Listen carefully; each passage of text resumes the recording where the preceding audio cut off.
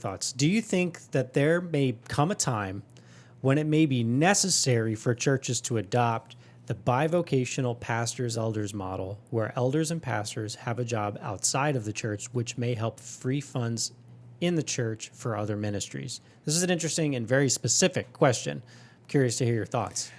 I have quite a few friends that I've gotten to know through the years of Life Institute that are bivocational in their ministries. We just worked with a few earlier on this year, and I have great regard for them in their bivocational work because they're trying to shepherd and pastor a congregation and lead it forward along with earning an income to take care of their family. Yeah, amen. Wow. I love those men. It's stressful enough just to be a pastor, but to have to do two jobs essentially is just... That's exactly what it is. It's two jobs. Plus, as a pastor, not only are you a pastor, you wear all the hats within the church. Like, oh man, you're preaching it, brother. God bless these guys. Seriously. Yeah, there's no question about it. But everything, you got to look at the contextual aspects of the church. One pastor I'm thinking about specifically is they went through a major shift economically in their community and had quite a few handful of families that were part of a local a big business that were transferred out. So as they were transferred out, they did not have that income source coming in. So he had to reduce his hours working at the church and get outside income to be able to handle that. Interesting. So I've seen those things happen, but I've also seen just your small town pastor, which I love the small town pastor, that they are saying, you know what, I'm going to shepherd the people, I'm going to care for the people, I'm going to preach and teach to the people, but I also need to take 20, 30, or 35 hours a week, and I'm going to pour into a job, either having their own painting business, garage doors, whatever it may be, or work for somebody else for that period of time, just to be able to make ends meet financially. So everything is different that's there. I think the intention should be that, as we see in Acts 6, where the elders are created the office of deacon, let's put those people to work and let's allow them to help out and make things happen within the church. Bivocational elders, pastors, it's not the ideal in today's society, but it can be a reality because some churches, because of the stage that they're in, it may be a necessity for a season. Now, I like this question because they use this phrase to free up funds for other ministries. It's like saying, I'm taking it two ways. In one way is I'm taking it, Pastor, we understand that, hey, it's good, we get the message and stuff like that, but there's other things that are more important than the Sunday morning gathering and Sunday morning message that's going to recharge us and get us out there to do the work of the gospel. Ouch. Don't like that part. Yeah.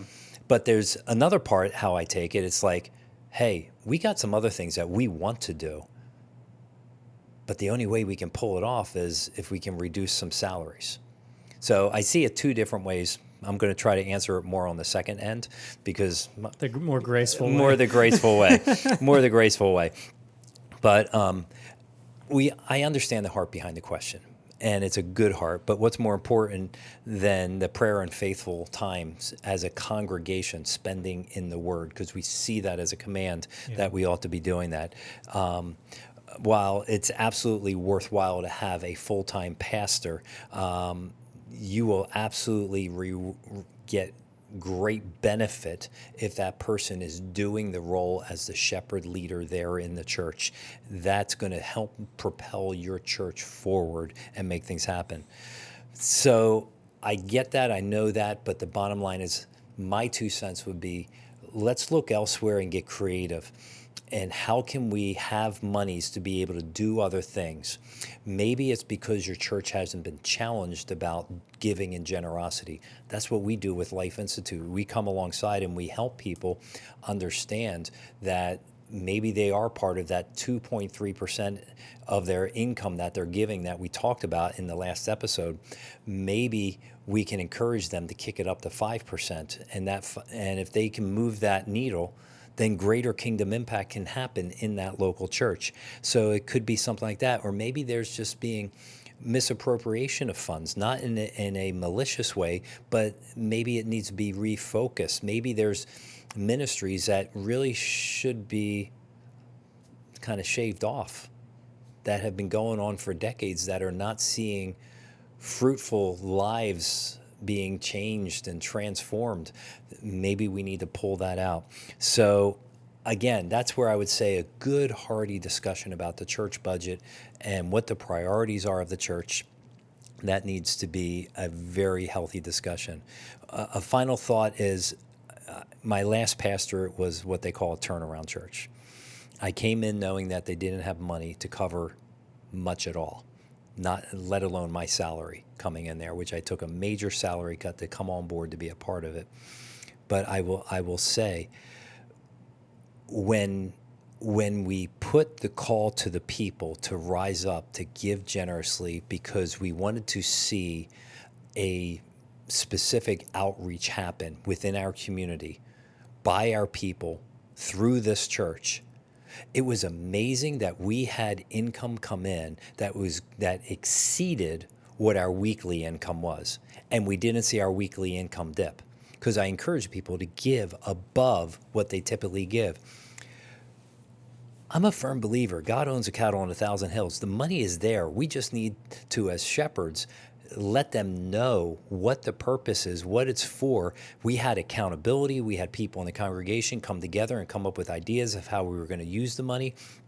And I will tell you, we had some amazing growth because we intentionally reached out with money we did not have budgeted, but money that people gave because we put that encouragement before them. This is what we want to do. This is how we want to do it.